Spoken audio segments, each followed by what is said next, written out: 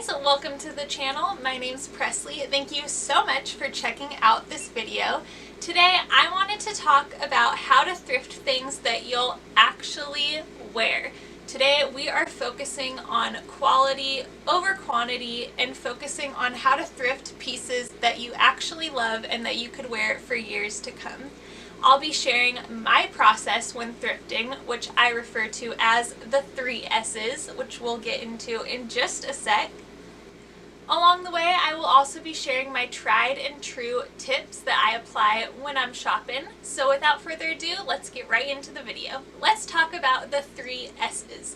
This is a very easy tip to apply whenever you can go thrifting. So basically, when I'm looking at a piece that seems interesting to me, I ask myself 3 different questions. 1, what's the size like? 2, are there any visible stains or flaws with the piece? And 3, style. How am I going to style it? Does it fit in my personal wardrobe? Will I wear it on multiple occasions? These are all things that I consider. So I'm going to go category by category, and I'm going to be breaking down the 3 S's and really go into depth about how I decide on these things. So let's first talk about size. When I say size, I don't necessarily mean the size tag on the clothing.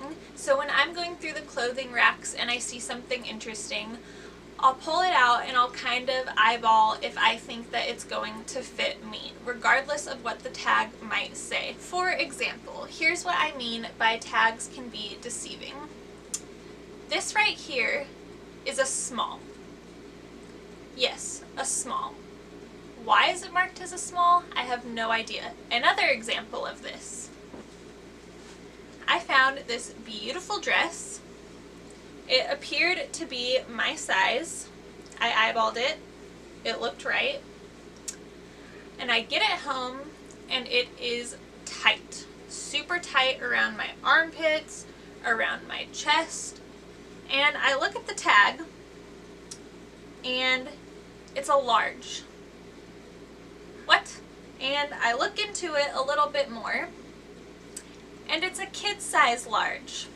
So my biggest tip with sizing is to not worry too much about staying in your usual sizes because they're not likely going to be consistent over various brands that you're going to find.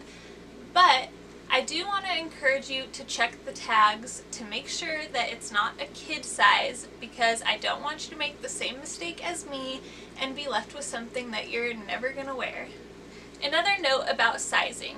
One of the hardest things to measure at the thrift store is jeans and pants, especially if you don't have the opportunity to try them on. You could do a couple of different things. You could bring a measuring tape with you in the thrift store.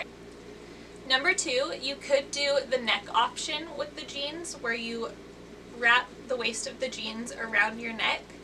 I've had pretty good success with that method, although I wouldn't recommend it as far as like germs go. I don't really want to hold the piece up to my face before washing it.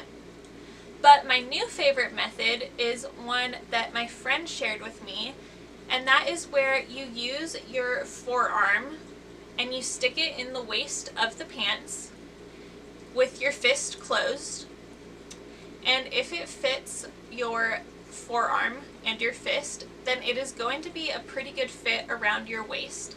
Now, I did not come up with any of these tips. They've been floating around the internet forever, but I did want to share them because I do use them when I'm thrifting and I have a pretty good success rate with it. And another thing that I want to throw in is I try not to thrift too far out of my size. If something is just like huge on me and I'm going to have to do something to take it in or modify it, I would much rather leave it for somebody who is that size than to modify it myself. Alright, enough about size. Let's get into the next S, and that is stains. That's pretty self-explanatory. If you're buying secondhand clothes, they are obviously used. They might have stains on them. So as I'm talking about stains, I also want to group into this category any flaws or snags or any modification that you have to make the piece work for you. As I mentioned in the last category, I don't like to thrift things if I have to do too much to alter them. I like to leave them for somebody else if I can. But I did want to talk about a couple thrift flips that I attempted. So one easy thing that I did to alter a piece is I found this groovy pink shirt on one of my last thrift trips. Right now it's just a t-shirt, it's very comfortable, I love the way it fits, and all that I did to this is I cut the sleeves. When I found this, it was kind of an awkward 3/4 length sleeve, but now I want to talk about a thrift flip that did not really go as planned. And I need you guys to weigh in the comments. So this shirt was originally a bathrobe. I first saw it and I thought that it was just a wrap dress, and I got it home and I did research on the brand. It is Oscar de la Renta, and it is part of the pajama kind of line. So when I realized this, I started modifying it a bit, and I decided to try to make it one of those cute, feminine, kind of puff sleeve tops. And I cut the heck out of it. You guys need to let me know. Is this a cute, trendy, feminine top, or can you tell that it's a bathrobe? Let me know. Our last S is styling. Probably one of the most important categories that you need to take into consideration while thrifting.